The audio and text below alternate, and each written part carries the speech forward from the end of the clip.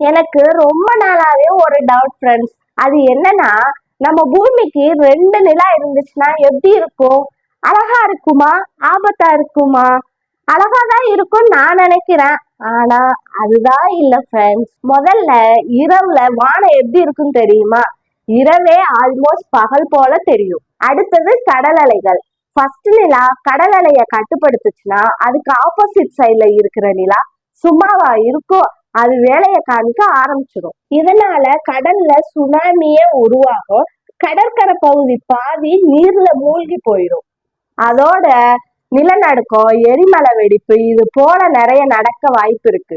இன்னொரு சிக்கல் என்னன்னா, 2 நிலாவோட ஈர்ப்பு விசையால பூமியோட சுழற்சியில ஒரு மாற்றம் ஏற்பட்டு கிளைமேட்டிக்கல் சேஞ்சஸ் அன்பிரடிக்டபிள் ஆகி எப்ப மழை, வெயில், புயல் அடிக்குன்னு தெரியாமையே போயிருக்கும்.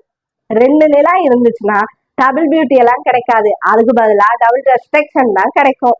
நீங்களே சொல்லுங்க ஃப்ரெண்ட்ஸ், 2 நிலா இருந்தா பூமியில இருப்பீங்களா இல்ல வேற ஒரு கோளுக்கு ஓடி போயிடுவீங்களா?